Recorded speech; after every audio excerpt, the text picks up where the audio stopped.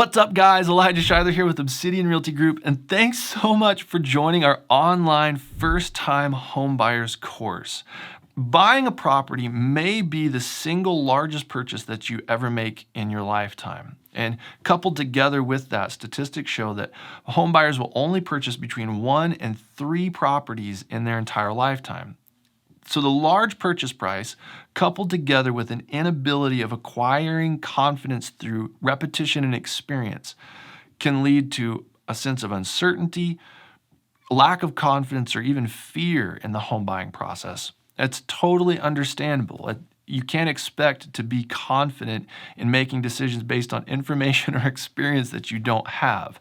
So our dual training goals here in our training online today is to build confidence and to create curiosity. We're going to be building confidence by helping to clear up misunderstandings or myths connected to the home buying process. We don't want you moving forward in a myth understanding, which is understanding based in myths. It works. It's a myth understanding. And on the other side is creating curiosity. So we're going to be able to create curiosity by using that same information that we use to demystify the process with, to help you create informed questions with an excited anticipation of finding information. So we want to be able to build confidence, create curiosity, and helping you move forward confidently in pursuing your dreams for property ownership. Before we jump into going over the course outline to set expectations there, I want to pull up and engage a confidence scale exercise. On the far left-hand side of your screen, you have dead zero, no confidence whatsoever. I mean, you got a hold of that thing like a life buoy at sea, and the only way that you're being dragged forward in this home buying process is kicking and screaming. No confidence, dead zero. And then on the right-hand side of your screen is a perfect 100. You are stone cold in this process, and if you're that confident, I might suggest to you a career in real estate. But here's our scale, 0 to 100. Pause and take an inventory of your mind and your emotions as to where on this scale your confidence is currently. Maybe even write the number down. Because at the end of the training, we're going to re-engage the same exercise, and what you're going to find is that your confidence score will have increased. The process of moving forward in home buying is a matter of building information, making fact-based decisions rather than feeling-based decisions. And so I'm very confident that through the process and the course of this training together, your confidence score in the home buying process will increase by the end of this training. So jumping into our criteria of what we're going to be covering in our course. And number one, we're going to be looking at pre-qualification. We're going to bring in one of our area lenders. Again, we want to give you the best information possible. So I can help you in the home buying process, what that looks like on the real estate side. But we want to bring in one of our area lenders to give you the best information possible on pre-qualification. Number two, we're going to be looking at the search process itself. We're going to be bringing in Jeff Bent, the broker of Obsidian Realty, and he's going to be gaining some information with us in 4 subsections of communication, the search process, viewing properties, and then negotiation. Number 3, we're going to be looking at property inspections. Again, we're going to bring in an area expert to talk to us about how the property inspection serves you best as a home buyer. And our last 2 points, I'm going to bring us into the barn at 4 and 5 at 4 contract contingencies, how they work in your best interest to protect you. And then finally, how do we close this property out and get you into home ownership? Starting off with the first topic in our training, that of pre-qualification. The first element to understand in building your confidence is that buying real estate is a team effort. You're not alone in this process. By myself, I can't help you buy a property, just you and I. We need an entire network, an entire community of providers, lenders, property inspectors, title agents, insurance providers, appraisers. All of these players in our process are there to serve you, to come around you as a community and to protect your interests and to help you be successful in this process. So we've developed a very strong community to come around you and to help guide you through this process. So that sense that you have possibly of being nervous or unsure in this process because you don't have the experience or the information, we've built a strong community to come alongside of you, to listen to your goals, your values, your dreams for property ownership, and to be able to serve you with our information and our expertise. We provide information. We don't make decisions. We provide you with information and experience to empower you to make decisions for your future and your dreams.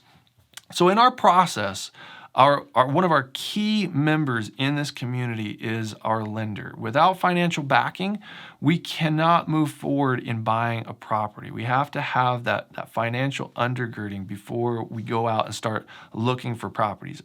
If we don't have financial backing, we're just window shopping at that point. We don't want to buy just the windows. We want to buy the entire house. So we want to make sure that we have financial backing before we move forward in this process. So without further ado, I want to bring in our first team member in our process, COLLEEN Wood.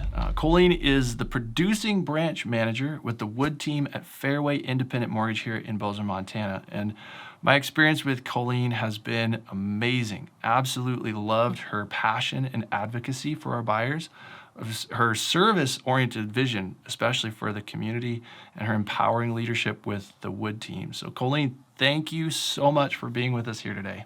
Well, thank you so much, Elijah. I'm honored to be included. 100%. Oh, we're stoked. So before we jumped in and get some insight on lending, tell us a little bit about your team there and what you're passionate about. Well, number one, I'm most passionate about my team. I'm passionate about bringing in the proper people to help me to do what we are most excited about doing, which is helping people get into homes here in Montana. That's awesome. Yeah, which I've experienced. I mean, your team, you guys go off on training events to get away to vision, get passion. I just loved you guys' culture that you're building. I really honor your leadership there with your team. Thank you. So before we jump in, just to restate our educational goals, we're building confidence together and creating curiosity. So specifically, we're building the confidence element by addressing elements of misunderstandings or myths related to the home buying process. So as being a lender, are there 3 or 4 lending myths that you often run into engaging first-time home buyers? Absolutely. I think one of the biggest myths that we see often is folks thinking that there's like a special golden star on your forehead because you are a first-time home buyer.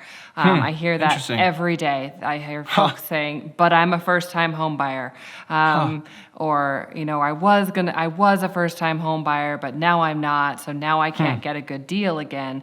And golly, that's just simply not the case. The first-time homebuyer status is a status that's required for just a couple of programs.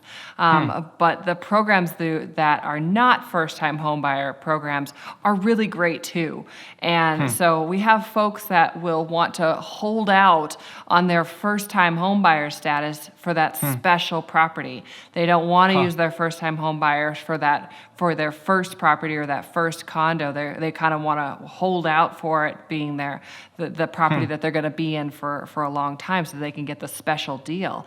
And that's just not the case. It's just not the case. So that's so interesting because I think that's why I appreciate the community and the cross-pollination of our community is that's not something that I had heard yet. So I think that's a tool to add to my bag to help inform people, make people. That's the first time I've heard that. Yeah. I know one myth that I often hear is that home buyers will say I have to have 20% down before I can buy a house. Myth or fact? Absolutely a myth. That's just not the case. I hear that one often too. I hear people that they're waiting to buy a house because they haven't yet saved 20% down. And golly, that you just don't have to have 20% down. We have options for 0%, 3%, 3.5%, 5%, all the way on up to however much you would like to put down. Yeah. But definitely do not need 20%. Yeah. Huh. And I know that one then runs kind of into a third one that we talked about, that down payment assistance is always good. Getting that either payment assistance or 0% down, you always want that as a first-time home buyer. Myth or fact? Absolutely a myth. A lot of the down payment assistance programs, of course, they're good programs out there, but they can be very limiting in what they are going to allow you to do with the property. They're also going to be limiting on the equity that you receive when you sell that property. You could potentially have a third party that wants to have interest in your property and the equity that you receive when you sell your property. So I always look to educate people on the differences between using a down payment assistance program versus using something else that doesn't require that third party, and really help them weigh the pros and cons and dive into the fine print that is involved in down payment assistance. That's awesome. Yeah, and I hear that again. I mean, it's been my experience, but I'm hearing it again in your explanations that you want to have a conversation with people and help empower them for what's best for them, help them know about the fine print, get them educated, which again has been my experience over and over again. In this fourth one, if there's people watching our training and they have a credit issue in the back of their mind, they're like, I didn't pay my credit card that one semester, so on and so forth. They're like, I can't buy because I have bad credit. Myth or fact? Absolutely a myth. We have options for folks with credit scores on down to 580. 620 and above, you have great options. 580 to 620 is going to be a manual underwrite for you, but absolutely is something that we can look into doing. And even if the answer is not today, the answer will never be no. We always want to make sure that folks walk out of their conversation with me with a direction, with a roadmap for them to be able to get to the finish line. That's awesome, which is what we've been hitting through the course, as you know, that again, building confidence is you're not alone in the home buying process. It takes a team to buy a house. And I mean, I just hear that you're another team member that's coming along, having conversations, honest conversations to listen to people's needs, values, and their life story, and helping them move forward into a place of stability. Yes. I love that. That's why we pursued you, to have you in this course. So building a little confidence, we're demystifying, we're clearing up some misunderstandings. So we're moving forward into reality and moving forward in the lending process. So I want to merge into creating a little bit of curiosity. That a lot of times when I ask people, first-time home buyers, are you guys moving forward? They'll tell me, no, I just feel like I can't buy a house here in the Bozeman area.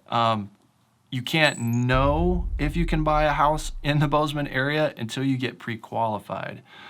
So in helping create curiosity for our trainees here, what can you tell our first-time homebuyers about the pre-qualification process? Well, the great thing about the pre-qualification process is that it's going to take you out of the feeling process and put you into the fact-finding process. And the pre-qualification is truly sitting down, whether on the phone or face-to-face, with your lender and coming up with a plan. Where your lender's going to ask you all your meat and potato information about your basics of where you work, how long you've been there, any money in the bank, what kind of down payment situation would be optimal for you? Do you have money to put down? Okay, great. Let's put you in the right program for that. Okay. But the pre-qualification process is truly based on a conversation. So there's no verification happening there. We've pulled your credit, but if you tell us that your salary is $50,000 a year, we put down your salary is $50,000 a year. So the pre-qualification is just an initial conversation, but it does get you to the point, once if the numbers look correct, that we can issue what's called a pre-qualification letter. Which is the golden ticket when you are out to go look at properties. It's what your realtors are looking for. It's what the sellers are looking for before they let you into their home. They want to know that you've had the conversation with a lender and that you're aware of what the requirements are going to need to be for you in order to buy this home, and that the lender has a pretty good indication of whether or not you're going to be able to get a loan.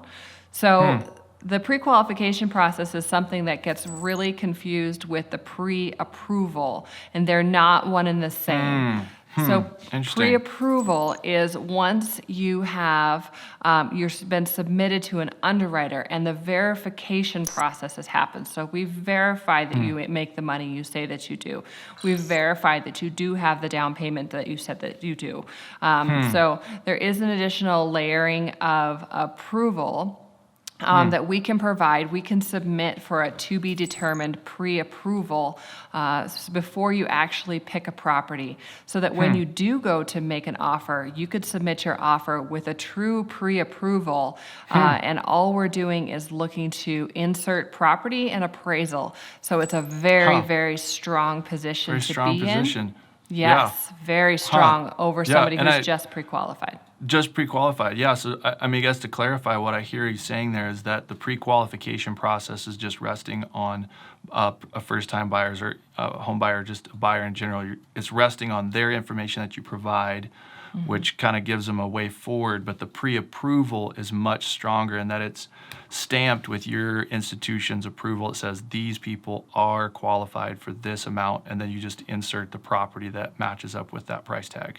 Exactly, and it's something that not a lot of lenders are doing. So it is important that you confirm what it is that you have in your hand, because if you do have a true pre-approval, your realtor really needs to know about it, because they could sell it to their seller and the seller's agent much stronger than just having a pre-qualification. Pre-qualification. That's awesome. So I hear what you're recommending is that people trade in that first-time home buyer's gold star status for a golden ticket that they can put in their back pocket that has an actual number. This is my upper end that I'm approved for.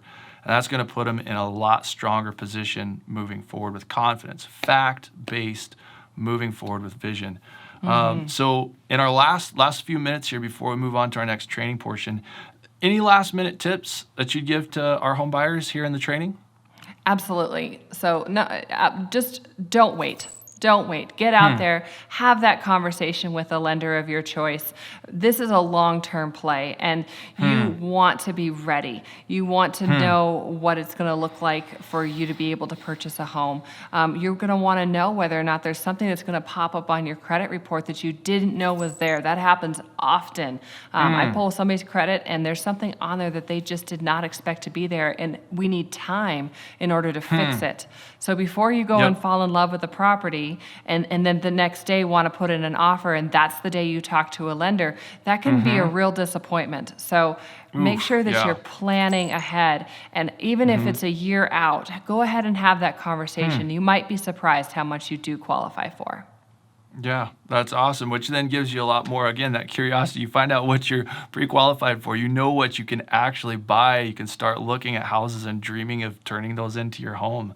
Absolutely. So, that's great information. So, COLLEEN, thank you so much for being with us on our training day. I always appreciate it when we get to hang out. Oh, I appreciate it so much, Elijah. This has been fantastic. I can't overemphasize enough the importance of the information that you just gleaned in this last section. My commitment to you as your real estate agent moving forward is to provide you with the best information to empower fact-based decisions in your home buying process. So here at the outset, I want to make sure that we're moving forward with momentum in fact-based decisions, not opinion-based feelings. Getting pre-qualified is risk-free, and the process itself is free. There's no cost. The benefit to you in it is this. You may feel at this point like you don't qualify for enough to buy a property here in the Gallatin Valley. On the other side of that equation, you might feel like you qualify for more than you do, but don't actually. The question is, do you know what you pre-qualify for? So step one here in our training is to get pre-qualified. To revisit our training goals, we're building confidence, creating curiosity. So wherever you were on the confidence score exercise, we've just moved your score in confidence. We've built confidence by just a little bit. You now know what step one is, getting pre-qualified. Coupled with that, we've also created curiosity. We've connected information to questions with a sense of excitement, anticipation of being able to find out the answer. Are you curious about what you qualify for? You now know somebody to answer your question, and their information is listed below. Once you have your pre-qualification in hand and you know what your upper end budget is, now we can start moving forward into your search process. For this portion of our training, we're going to invite Jeff Bent, broker of Obsidian Realty, into the training. Jeff has 10 plus years in real estate here, all in the Gallatin Valley, and has built an amazing culture in his brokerage of service-minded agents. So Jeff, thanks so much for engaging our training with us today. Yeah, thanks, Elijah. You bet. Before we jump into the training itself, maybe share with our buyers what your strengths are, what your passions are, and how you serve your clients. Sure. I started out in the construction industry back in like 2000, and then so did that from 2000 to 2010, and get my license in 2010. So I built a lot of contacts, and I bring those contacts and those resources in, into my real estate practice. It's worked out really well. And my strengths, what I really concentrate on, is I want to find people a better housing situation than renting. And so I'm really a bargain hunter at heart, and I try and make the process as smooth as possible by educating my clients up front so that they know what's coming and we don't get a lot of surprises. And the other thing that I really go for is I try and pick agents for the brokerage that are more service-oriented than sales-oriented. Because, again, it doesn't matter too much to us what house you buy. What matters is that we find you the right house to purchase.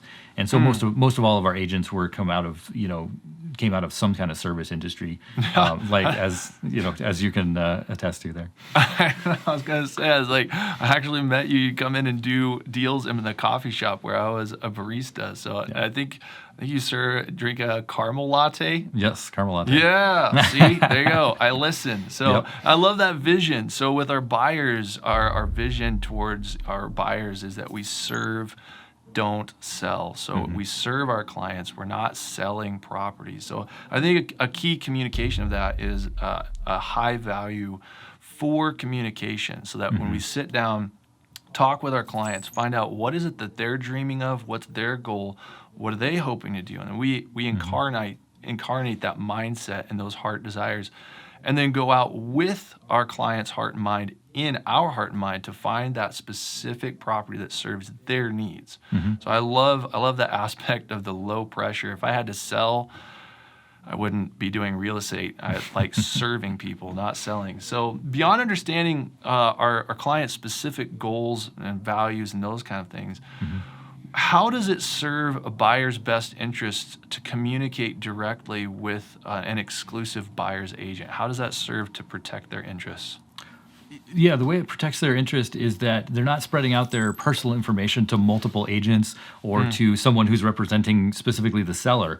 You don't want that information, again, most information's fine, but some information you don't necessarily want to disclose to a bunch of agents or another someone who's representing the seller. So that's the key thing there. And with Zillow and Trulia and those places, you're never quite sure who you're dealing with, whether it's a listing agent or a buyer's agent, and then you might deal with a couple of buyer's agents before you pick one. So we recommend that you pick one as early as possible. Make sure that they are a good fit with you, and then they can provide you with that expert insight and make you aware of what the market conditions are if you're not, so that you know what's going on. And then it just provides an extra layer of protection. So they're keeping your information confidential while they're dealing with setting up showings, and you're not telling your backstory and all that stuff to everybody. Yeah, I love the fact that as buyer's agents that we're not paid by the buyers, that we're paid out of the seller's proceeds. So we get to work for our buyers for free. And so free 99 is the world's best price. It doesn't get better than that. And you're getting expert insight and an advocate that's going to keep your information confidential and use all of your information to negotiate for your best interests. So having a buyer's agent just makes a ton of sense. So we've dialed in our buyer's budget. We've communicated about their values and their desires, their goals, and moving forward. How do we then take all of that information and craft it into a search process? Yeah, we take two, just a couple different kinds of information. Some of the information is really easy to put into the automated search, bedrooms, bathrooms, the location, that type of stuff is really easy to put in there. And then we have information that we've gotten from you about, kind of the style that you're looking for, preferences, that type of stuff. And that really requires kind of our touch because we're out showing property to other people all the time. And so, we can look at that and say, okay, this property might be actually a better fit for this person than the one that's showing up in their search criteria. Yeah, and absolutely. we also want to go over, the differences and educate you in the difference. Obviously, you'll notice that Bozeman prices are a little higher than Belgrade, that type of thing. But make sure that you understand that there is some value there. If you need to be close to your work or close to your kids' school or whatever, and it's in Bozeman, you don't want to have to be driving all the time. So we look for those balances and make sure we bring those out in a clear, concise way for you. The other things that we look at are, lot size, that type of stuff where, we make sure that it fits with your use of the property. So if you have horses, we can check and make sure that the property is suitable for that, or if you want a mother-in-law suite, that type of thing. Yep, absolutely. And I love that how too with the matrix system that it automatically sends out emails as soon as properties arrive on market. If there's any adjustments, the price goes up, price goes down, new property comes on. The email shoots that information out to buyers right away, and that it keeps it all in the client portal. So all of those properties are in one spot. They can thumbs up, thumbs down. They can even discard properties that they don't like, give us feedback. And so it keeps a very concise process of keeping those properties, being able to view them, and then also providing feedback for us in that process to help one of those properties come to the surface. So after we've gone through this process and we've found a property that rises to the surface that they want to see, what are some insights that you could give our buyers on how best to view properties? Absolutely. We recommend probably about 3 to 4 properties max in a day. If you get more than that, the features tend to run together. You kind of forget things. So look at 3 or 4, go back and think about them, analyze them, and then maybe go out and look at 3 or 4 more the next day. We also recommend that you look at some properties that maybe you didn't pick out. Maybe they're the ones that your agents have selected, and you maybe don't think you'd like them. But if you go and look at them, sometimes you'll understand why they were chosen. Further beyond that, we recommend that you take individual notes on each property. So we have a property evaluation sheet. You can put stuff down there. And then also look at not just the house, but, again, the entire neighborhood. If it's a house in a subdivision and you want to know what it looks like in the evening, go out and hang out and just drive through the subdivision in the evening or that type of thing. Yeah, absolutely. And I heard you mention our property worksheet. Super helpful resource that, again, all the properties start flowing together after a while. But we really recommend that taking our property worksheet, and it has columns for each element in the property: location, bedrooms, bathrooms, the kitchen, and a scale of 0 to 10. And that as they rate those different elements, that over time, that on our graph, then there's going to be properties that start coming to the surface as standout properties. So it kind of helps to keep all of those properties together, and it helps one to rise to the surface. So as one of those properties, though, comes to the surface, really starts standing out, capturing our buyers' attention, how do we move forward then in getting that property under contract and pursuing it to buy? The best way is you just tell us, hey, this is the one that I think we want to go for. And that's a good start. Yeah, and then we go home and we start working on paperwork, and then we, we'll put all the details in. We'll make some recommendations on what's kind of a standard contract, and then, again, based on timing and that type of stuff, we'll get your input on dates as far as closing dates and that type of stuff, and then we'll bring you in and we'll go over the entire contract, make sure you're good with it, make any changes that are necessary, and then we submit that to the listing agent, and then they present it to their seller. And something that I, as being an agent, sometimes talking with people about the process, there's a little bit of concern about getting a counter back, that you want to make one solid offer, submit that, and just get it under contract. And if you get a counter back, that might be a bad thing. Like, from your position as a broker, is it good thing, bad thing to get a counter back in this process of trying to buy a property?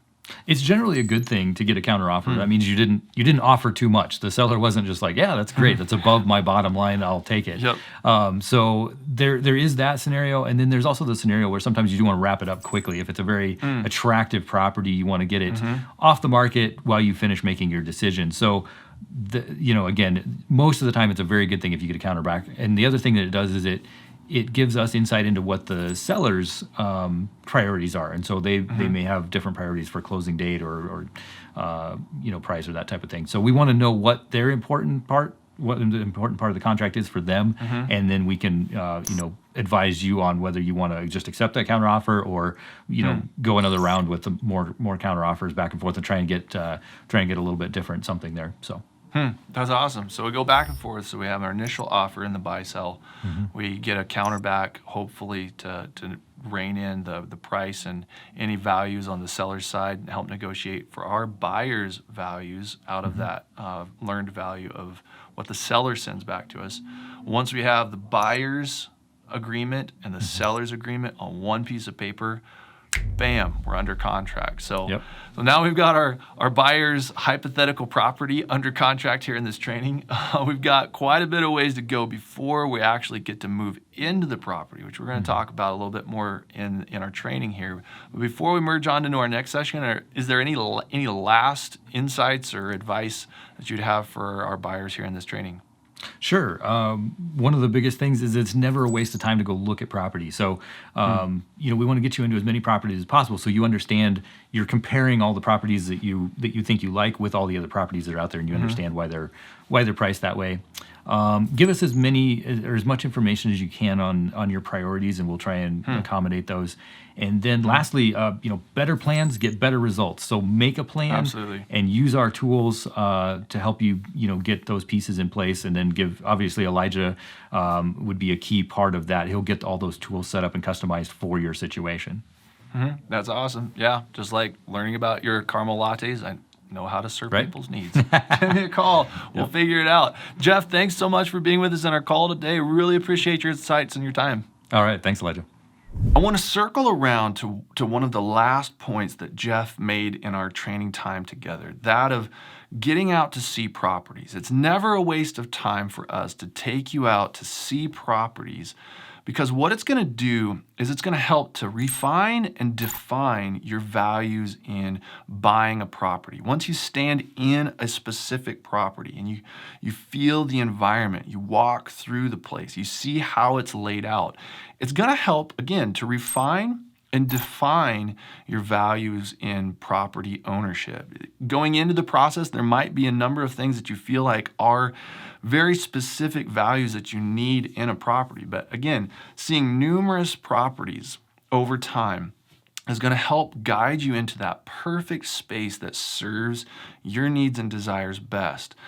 Together with that, I want to go back, though, and reaffirm the value of getting pre-qualified. We want to make sure that the houses that we're going out to see with you, you're qualified to buy. And so I've been reaffirming the value of making fact-based decisions, not feeling-based opinions. But I want to affirm the fact that buying a property, we want you to make fact-based decisions so that there's not that nagging thought at the back of your mind. Did I make a bad decision? That's of the mind. But I want to affirm that buying a house is a factual, objective process. It's a house. It's made out of wood and it's sided. It's got asphalt shingles on it. There's concrete in the foundation. That's physical. That's the mental process. But buying a property, moving forward into home ownership, is not merely a cerebral exercise. You're looking to buy a house to turn it into a home, to turn it into an investment property, to serve your values moving forward and building resources for some other vision. The home buying process is of the mind, yes, but it's also of the heart. And so moving forward, the best way that I know to serve you in protecting your decisions and making them confident, but also protecting your heart and your emotions tied to the home buying process, is to encourage you to get pre-qualified. That's your step number one. After you've found out what you pre-qualify for, we want to get you into as many properties as possible to refine and define your values to make sure that that house is going to work perfectly for you.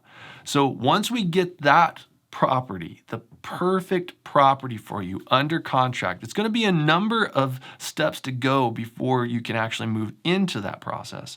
So once we get under contract, the first immediate steps that we're going to have in moving forward is submitting your earnest money to the title company within 3 days after getting the property under contract. The title company is going to be defined in the buy sell.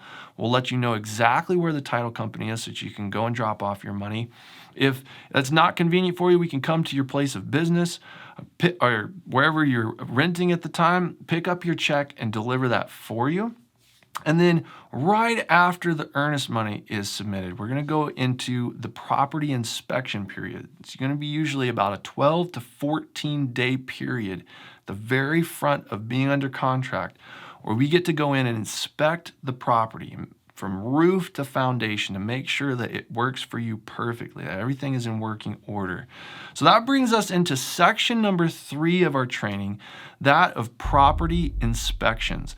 In order to take a little deeper dive into the property inspection process, we've brought on Stephen Hunter with Hunter Homes Inspection and Consulting. I've inspected more homes with Stephen than I can remember now. Great guy, great value to home buyers. Stephen, thanks so much for being here with us today. Yeah, hey Elijah, thanks. I'm happy to be here and talk with you and home buyers about the importance of home inspections. And really education or educating home buyers is what we do as home inspectors. That's why we're here. We want to educate people on what they're purchasing. That's awesome, man. Which is why, oh man, it's why I love working for you and invited you along in this process. Looking forward to learning what you got to tell us. So you haven't been in inspection for super long time, but you've developed quite a presence here in the Valley. Keep trying to give you good references to other agents to use you, but every agent I talk to, they're already working with you. So working hard for you, but you're a busy guy. But tell us a little bit about your experience that you've brought into the property inspection practice and what you're passionate about in serving home buyers. Sure. Well, I've been in the building and construction industry since I was a teenager. I've been swinging a hammer for as long as I can remember now. And that started from even doing road construction all the way up to being a roofer. I mean, so all the different facets in between. I've done a little bit of everything, and I've even designed and built residential structures. I worked as a project manager for a general contractor for many years, and that's really where I feel a lot of my applicable experience came from. I really became familiar with all the different trades and what their process is during that time. And I really love houses. I love to build them. I love to remodel and tear them apart. I love to just drive by and look at houses. I mean, there's houses that catch your eye and you're like, oh, wow, look at that one. And I like the opportunity to figure out why, where, what, how. Why is that installed that way? Or why did they build it that way? Where does that pipe lead to? And where did that water stain come from? Or what kind of material it is? All those different questions, and I appreciate the opportunity to do that within this profession as a home inspector, because I can ask all those different questions. And then whenever I figure those things out, well, that's where I can educate the buyer on what they're buying. And again, that's a big part of this process is educating people on this big investment.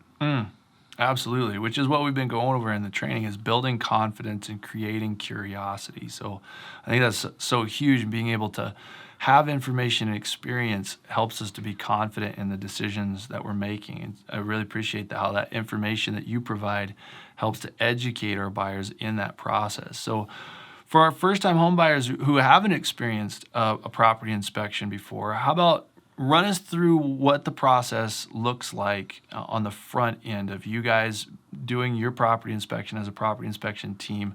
So we'll say that we've set up an inspection with you on Friday at 1 p.m. Talk us through what you guys are inspecting just as an inspection team when your boots hit the ground there on a Friday at 1 p.m. Yeah, you got it. So with me and my team, it's me and my other inspector. And so when we first arrive to the property, what we're going to do is we're going to take a short walk through together and look for things like where the location of the crawl space, location of the attic access, and if there's any blaring element or any issues that we can see that's maybe a major concern, then at that time we'll say, okay, let's spend some extra time on this and get this figured out as we're going through the process. But then we'll split up. And I'll go to the exterior, and my other inspector will stay on the interior. And we're both evaluating the house, all the different facets of the house from the interior and exterior. So, we're taking a look at the structural components. We're taking a look at electrical, mechanical, plumbing, you name it. And so on the exterior, I'm going to be, I want to start on the roof. I'm going to work from the top down. Yep. On the roof, I'm going to check out the roof covering, whether it's asphalt shingles, metal, clay tiles, concrete tiles, you name it. We just want to make sure that roof is performing as it should be and shedding moisture. And not only that, we'll evaluate the condition of the roof and advise if it needs replacement or to expect replacement in X number of years.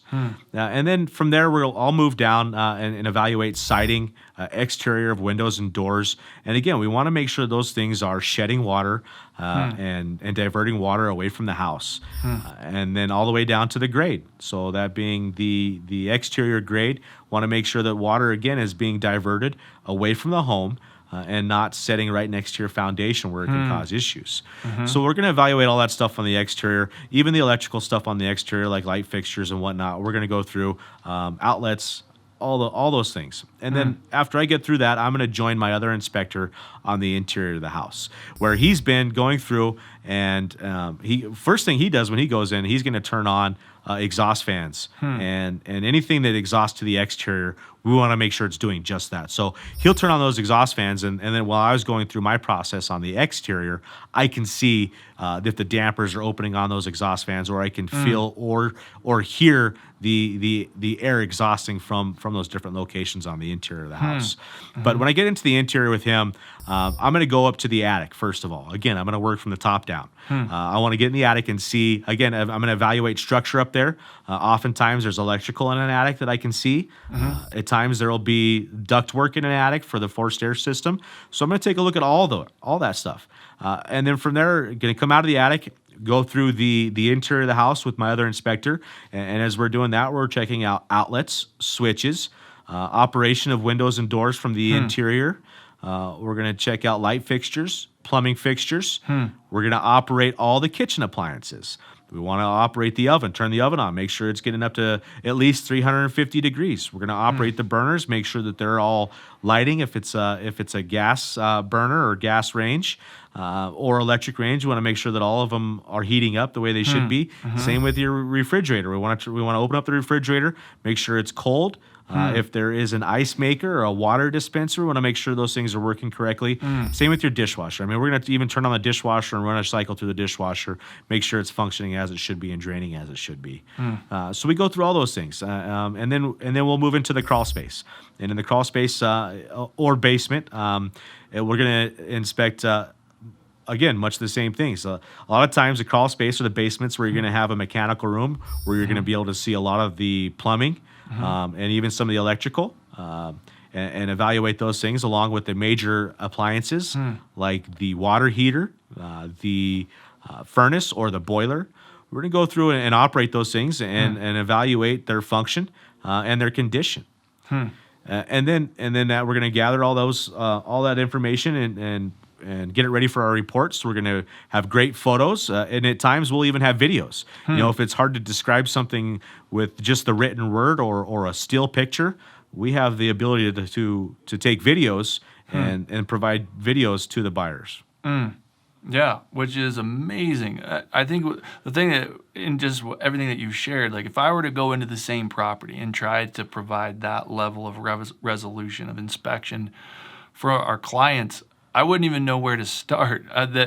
Just the level of detail that you guys go through and the information that you guys collect in that 1.5 to 2 hour period that you're there alone in that house is just incredible. So you take all of that information and all of the systems, and then you bring that then to the buyers and myself. So when we come to the house to do the walkthrough with you guys, then you guys are leading us through that same process, pointing out all the relevant issues, pro and con. So good things that you found out about the property, you're pointing those things out to us, celebrating them, that those are solid elements of the property. But then also pointing out those other elements that are the negatives that might need to be addressed later in a property inspection report. So within your process of investigating the property, how are you making decisions on what things to highlight? Is that just a basis of your personal opinion? How do you come to a conclusion on which things that you point out to buyers? Sure, that's a great question. Now we can't very well just say, oh, hey, I don't like that, or I don't like that color of paint, so I'm going to say, hey, let's change this paint color. Yeah. No, I mean that's Yeah. not realistic or Yeah. practical by any means. So yeah, obviously my background and my experience gives me a lot of knowledge about how a house is supposed to be built, and within that is all the different codes. We have many different codes that we build a house from. That being the International Residential Code, the Mechanical Code, Electrical Code. All those different things go into the construction of a home with all the different trades, and so we have to have a lot of knowledge about codes. Yep. But that's not the only part of it. There's also best practices, maybe some things that aren't in a code book, or maybe it's in the code book, but it can vary as far as your interpretation from region to region. In Montana, we're a cold climate, so how we build houses up here, it's going to be a little bit different than how people are going to build a house in, say, Florida. Yeah. So we really have to have a good knowledge base on codes, but also best practices for where we're building. Yeah, which I think that helps to then clarify, so that as people are coming into their property, that they know that you're looking over things based on like a city code or international building code, but that you're not a code enforcer. You're finding things that might be out of alignment with those codes, and then giving people information to pursue more information with either qualified professionals or somebody that is more averse in the code to find out about those things. That's right. Yeah, that's awesome. Yeah, I think that's important, like you just said there, that we're not a code compliancy officer by any means. Our job is not to come in and say, hey, let's close this place up because it doesn't, there's one small code or something that somebody missed. Yep. Because that's not practical either. Sometimes things get overlooked, and they can be quick fixes. So I mean, we're there to evaluate the house and provide as much information as possible, but we're not there to say, hey, this has to be fixed because it's a code requirement. Now, obviously we want to make sure that our houses are safe, and a lot of the codes that we have in place are for the safety of the occupants of the house. Yep, which I think that's then so key to our buyers in the training, to know that as they move forward in pursuing a property, that they have that level of education. I mean, the things you listed off, our entire brokerage could spend time in a house a week of Sundays and not find as many things as you just listed in this training. So this is super great information, Stephen. I really appreciate the time and the investment that you've placed in us and in our buyers involved in this training. Thanks so much for spending time with us. Yeah, thanks, Elijah. Thanks for having me. Happy to be here. After the property inspection is completed, we'll get a full written report from the property inspector outlining all of the relevant details that they've found throughout the process, that we will then be able to sit down with together and craft what is known as the property inspection notice. This segues us very well into our fourth section on that of contingencies. So the property inspection that we get to conduct is exercised as a result of having it defined in the buy-sell a property inspection contingency.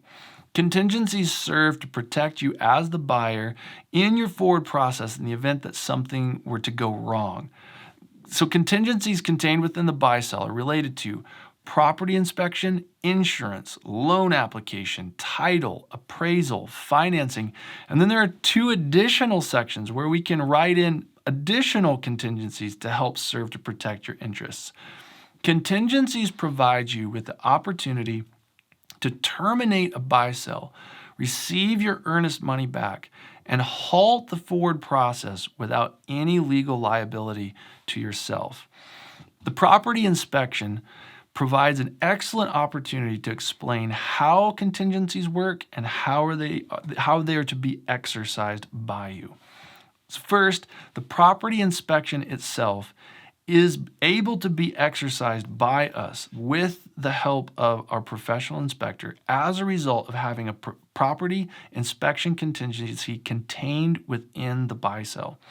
The buy-sell defines that we have the ability to enter the seller's property between 12 and 14 days after going under contract and inspect it with the help of inspector from roof to foundation. If the seller refuses to allow us to exercise that inspection right, we can terminate the buy-sell. It very rarely happens, but that would be your right under the definition of the property inspection contingency. However, once entering the property and conducting our inspection, we get our property inspection report back. It's more than likely that on that property inspection report, there's going to be a few elements that you're going to disapprove of. The older the house is, the more likely that there's going to be some things that need to be fixed by the seller before we take ownership of the property. That's where we sit down and craft your property inspection notice. In the property inspection notice, let's say that the roof was in horrible disrepair and there was water damage that had occurred in the attic. Going to the table to negotiate a property inspection resolution that you as the buyer are comfortable with, we would have 3 options. We could ask the seller to repair the roof and the water damage previous to closing, provide us with receipts of work completed by a qualified professional, and that they have those to us in sufficient time before closing that we could inspect the work and make sure that it would be completed. So that's option number 1.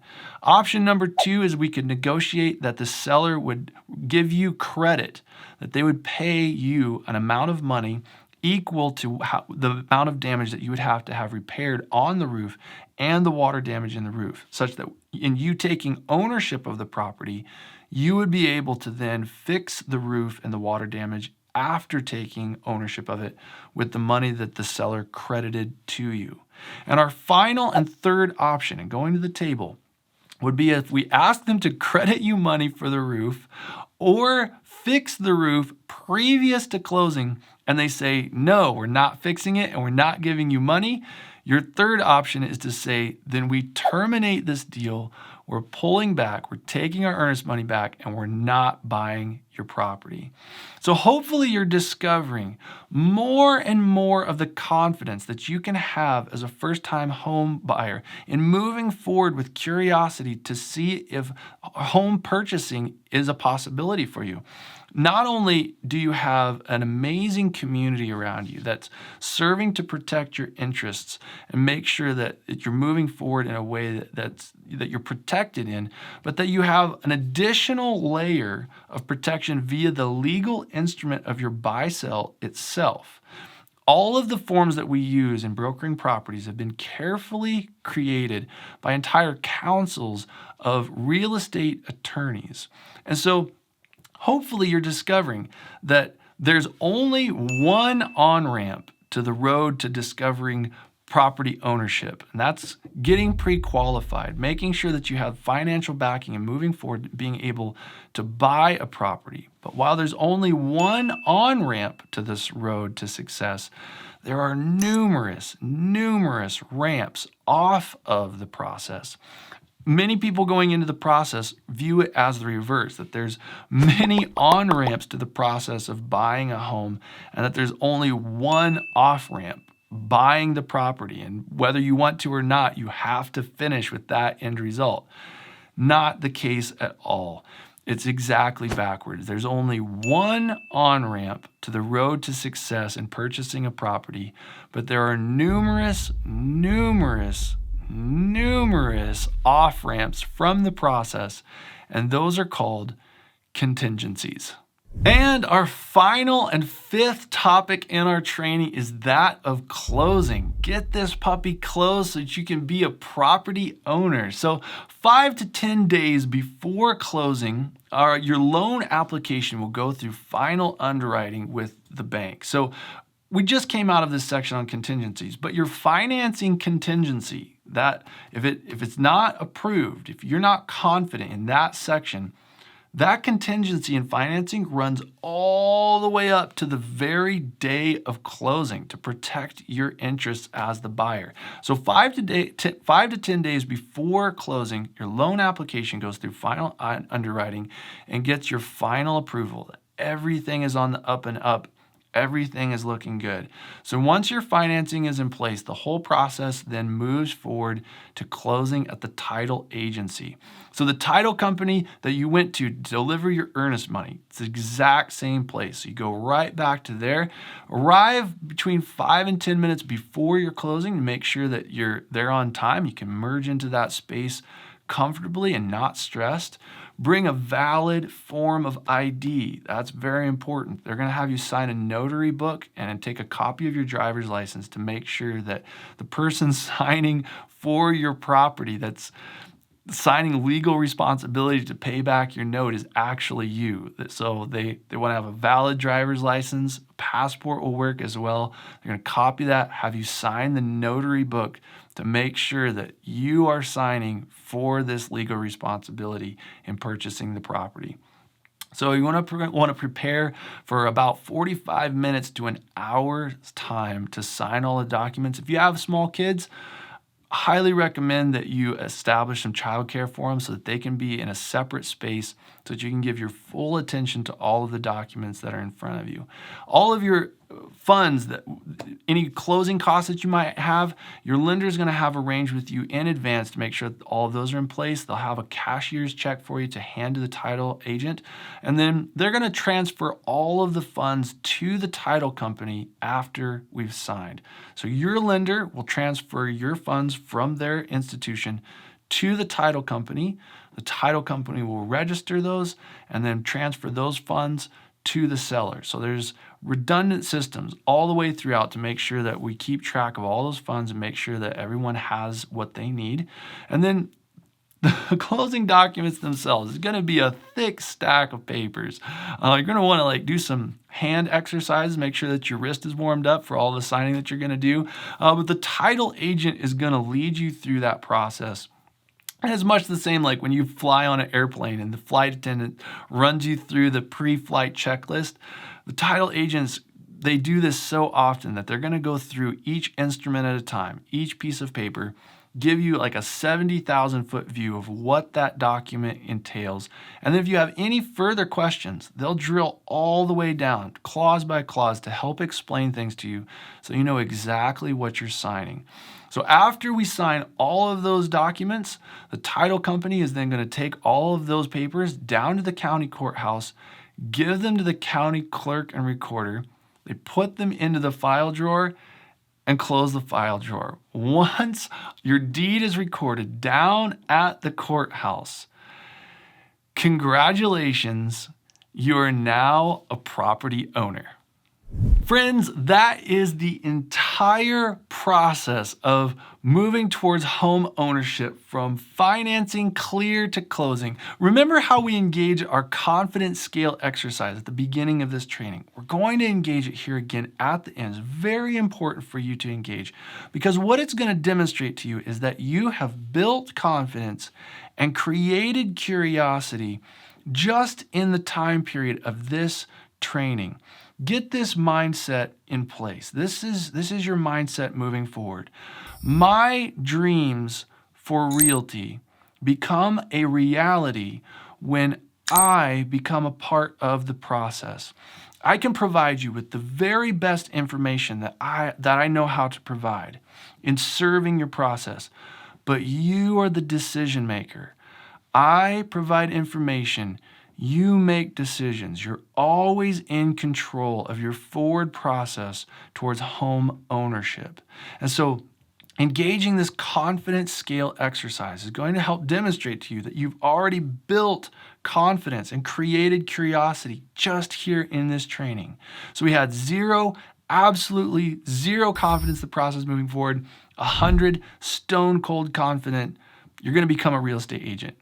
Get your original number, and now think about where is your confidence in this process now. Get that number in mind. Promise me you're not going to move it, because I'm going to have some action steps for you moving forward towards continuing your momentum in building confidence and creating curiosity. So here we go. If your number is a 50, I am either the worst teacher in the world or your device's sound was turned off this entire time.